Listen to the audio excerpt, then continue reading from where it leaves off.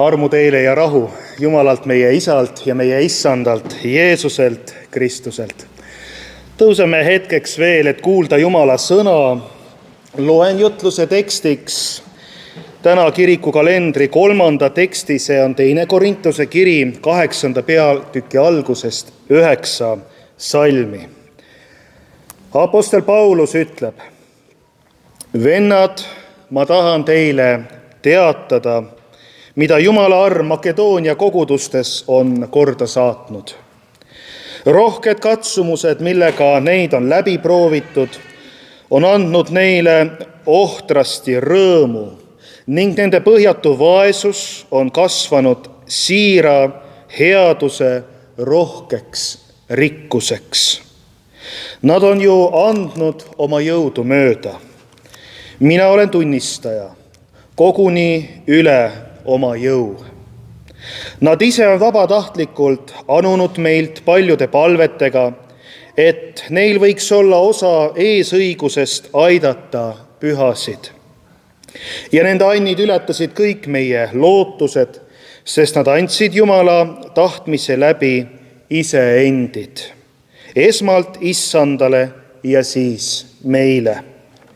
Nii me siis julgustasime Tiitust, et ta teie keskel viiks lõpule selle korjanduse, nii nagu ta seda kord on alustanud. Ja nii nagu te ütlete, nii nagu te olete ülevoolavad usult ja sõnalt ja tunnetuselt ja innukuselt ja meie armastuselt teie vastu, olge ülevoolavad ka selles armutöös. Ma ei ütle seda käsuna, vaid proovides teiste innukuse varal ka teie armastuse ehtsust. Te ju teate meie Issanda Jeesuse Kristuse armu, et tema, kuigi ta oli rikas, sai teie pärast vaeseks, et teie saaksite rikkaks tema vaesusest. Aamen. Istuge palun. Kogudus Paulus kirjutab Korintuse kogudusele midagi, mis meile praegu ehk võib-olla kõlab kuidagi esmapilgul majandusliku üleskutsena, kuid tegelikult avab kristliku elu südame armu. See on armu sõnum. Millest Paulus räägib? Ta räägib Makedoonia kogudustest, kes olid sügavas kitsikuses, kuid kelle rõõm ja siirus voolasid välja helduses. Ja see on selline paradoksaalne olukord, mida inimene oma jõust ei suuda ise luua. Seda ei tekita ise eneses suure pingutusega. Paulus ütles, et nad andsid, sest neil oli Kristus. Mitte sellepärast, et neil oli tohutult palju kõike, vaid just sellepärast, et Kristus oli nende jaoks kõik. Ja siin on armu loogika, et mitte puudusest ei anta, vaid täiusest. Siin ei ole kohustust, vaid tänu. Siin ei ole mingit survet, vaid siin on vabadus, mis meil on Kristuses. Athanasius on öelnud, et Kristuse arm muudab inimese olemise suuna. Ta ei hoia enam endale, vaid avaneb teistele, sest ta on Jumalalt saanud kõik. Nii et armsad, see andmise rõõm ja harjumus ka, või see, et inimene seda teeb, see ei tulene suurest kohustusest, vaid see tuleneb teadmisest, et Jumal on meile kõik andnud. Kunagi on räägitud sellest, näiteks kümnise puhul, et kui Jumal annab 10 õuna, 9 jääb ju meile. Et me anname ainult 1 Jumalale enesele tagasi. Sama kehtib ka andestuse puhul. Miks me andestame teistele inimestele? Sellepärast, et Jumal on meile kõik andeks andnud. Tähendab, kõik algab Jumalast, tema olemusest. Kõik algab evangeeliumi väest, mis meis võib esile tulla Jumala abiga. Nii et selline kirjakoht ja Paulus ei räägi siin ju rahast selleks, et kuidagi kogudust mõjutada, vaid selleks, et näidata, kuidas Jumala arm muudab inimese südant ja Jumala arm muudab inimese südant tegelikult kõikides valdkondades. Täna on kese ühel valdkonnal võib-olla rohkem, aga me räägime ju üldiselt kõikidest eluvaldkondadest. Meie elu muutub Kristusega. Kristuse arm muudab meie südant. Ja Paulus ütleb, et Makedoonia kristlased andsid rohkem, kui Paulus oleks julgenud paluda, ja nad tegid seda vabatahtlikult. Nad ei andnud ülejäägist, vaid siin on rõhuasetust, nad andsid iseendist.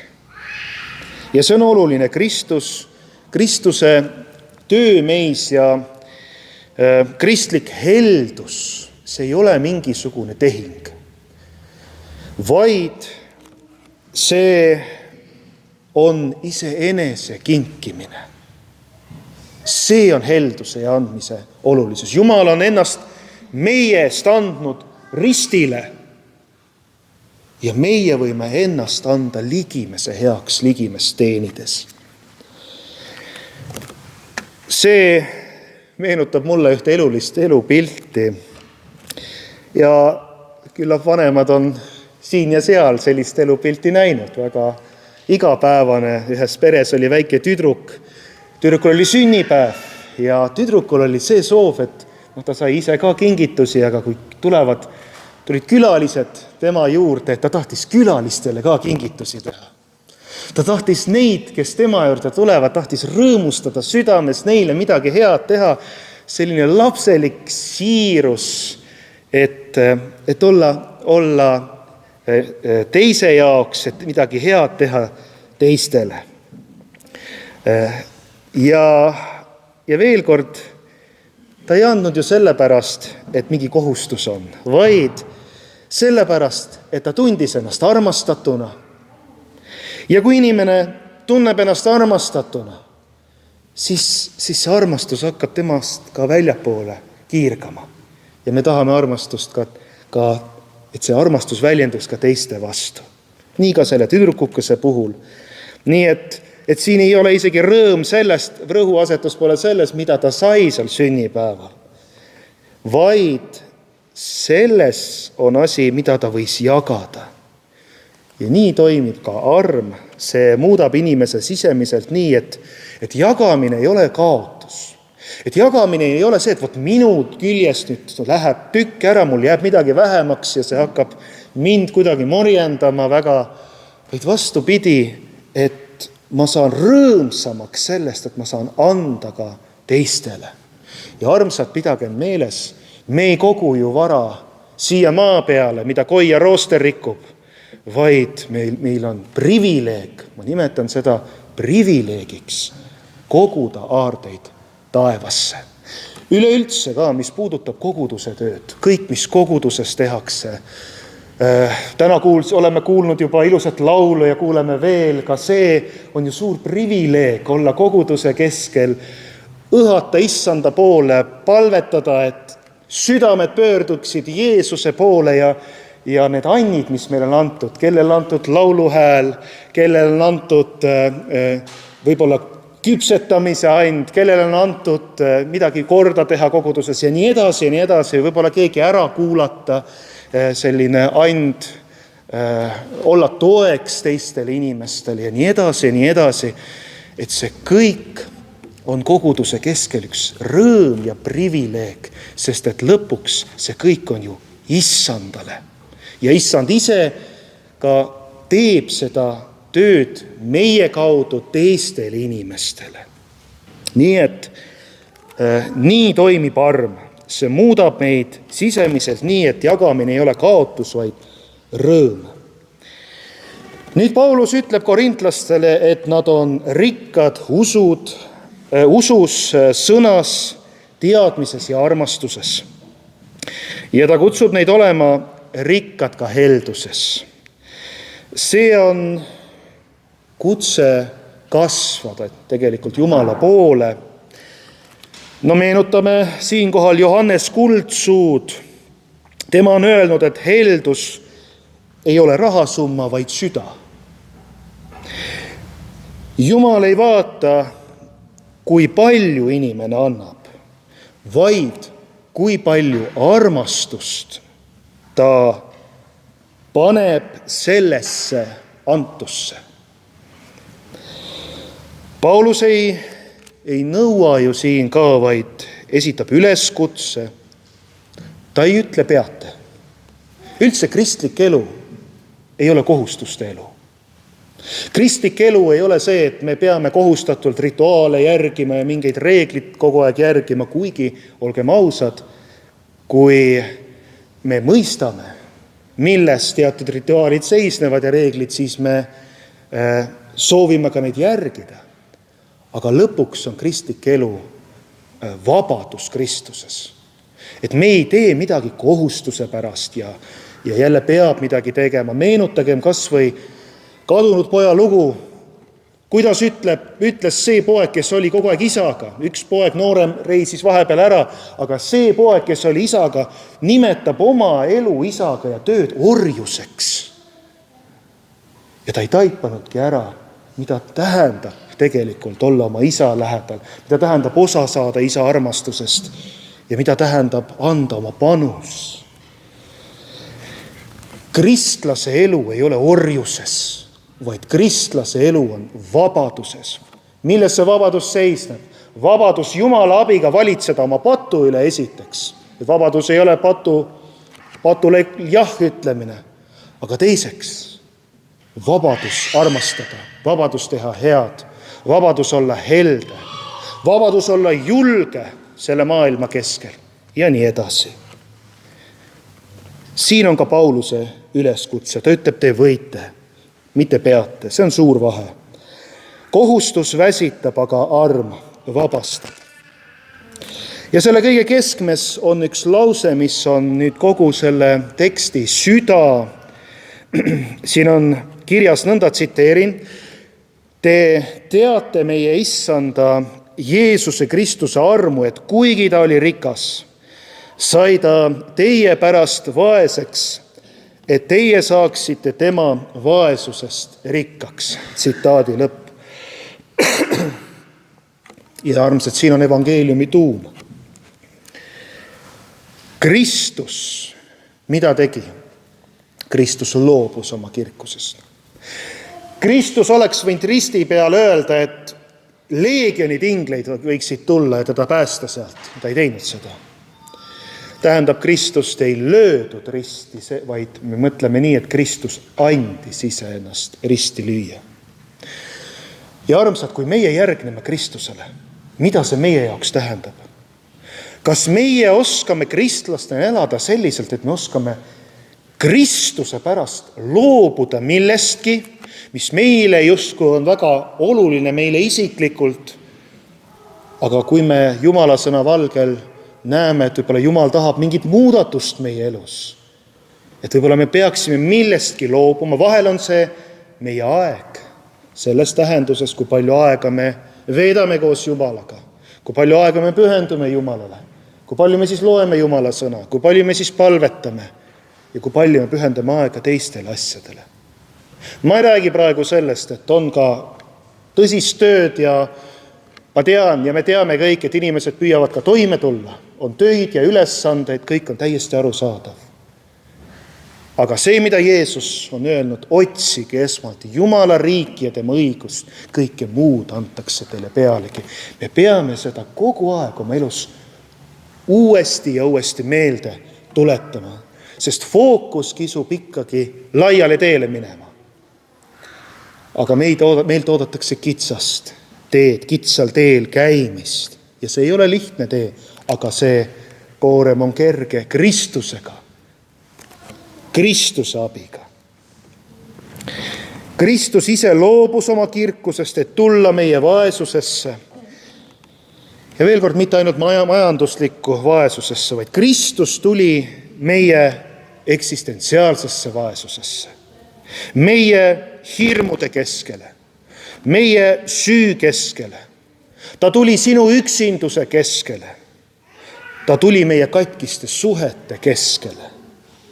Ta tuli meie sisemise tühjuse vaesusesse. Ta ei tulnud meid õpetama, kuidas ise välja rabeleda, vaid ta tuli ise alla. Jumal tuli ju ise inimese juurde. See on ainult ristiusu juurde kuulub väide. Sellist väidet ei ole ühegi maailma usu kohta. Et Jumal ise tuleb inimese juurde. Et inimene saaks rikkaks Jumalas. Seda tegi Kristus. Ta tuli, et meid üles tõsta. Ireneus on kirjutanud, et Kristus sai selleks, mis meie oleme, et meie võiksime saada selleks, mis tema on.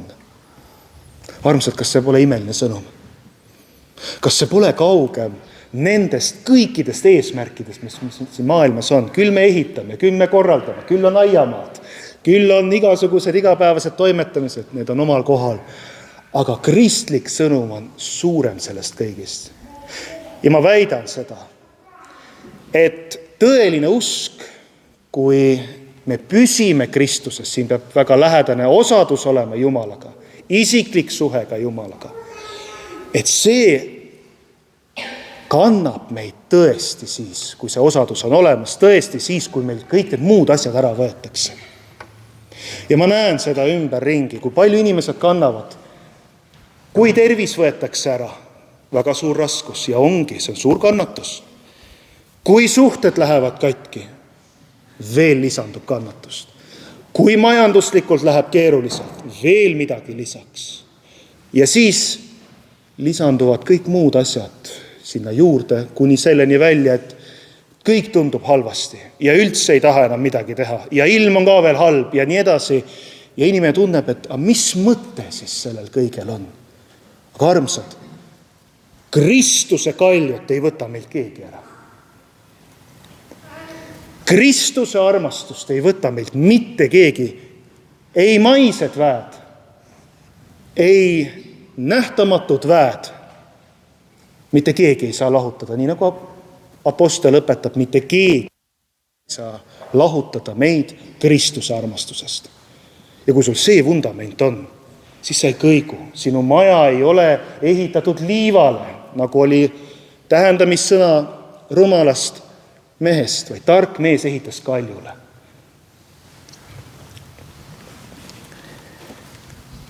Kristuses oleme me kõik. Me võime saada selleks ja me kasvame Jumalas, et me võiksime saada selleks, mis tema on. Tema olemus tuleks meis esile. Aga Kristus andis ennast meie eest. See on vahetus, mida inimene ei saa osta, mida keegi meist ei saa ära teenida. Ja see on kingitus sulle, kingitus mulle, meile kõigile. Niisiis, kui Paulus räägib heldusest, ta ei räägi tõesti sellest rahalisest poolest esmalt, vaid Kristusest. Ta ei räägi esmalt annetamisest, vaid päästest. Ta ei räägi kohustusest, vaid armust. Ja kui inimene mõistab, et Kristus on saanud tema pärast vaeseks, siis muutub tema süda.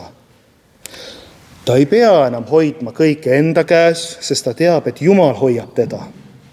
Ta ei pea kartma kaotust, sest ta teab, et Kristus on tema rikkus. Ja ta ei pea elama pidevalt puuduse loogikas. Klaas on kogu aeg pooltühi. Ei, vaid klaas on pooltäis. Me elame armu loogikas. Ja evangeelium on selles, et rikkus, meie rikkus ei tulene sellest, mida me omame, vaid Issandas, kelle omad meie oleme. See on rikkus. Me oleme Kristuse omad. Meie lootus ei ole meie jõus, vaid Kristuse armus. Meie vabadus ei ole meie saavutustes, vaid enese kinkimises. Kristus sai vaeseks, et meie saaksime rikkaks, mitte asjades, vaid elus, mitte ajalikus, vaid igaveses elus, mitte välistes asjades, vaid et me oleksime rikkad oma südames esmalt. Ja see rikkus ei kao, see ei kõigu majanduse, tervise ega olude järgi. See on Jumala kingitus, mis jääb. Aamen.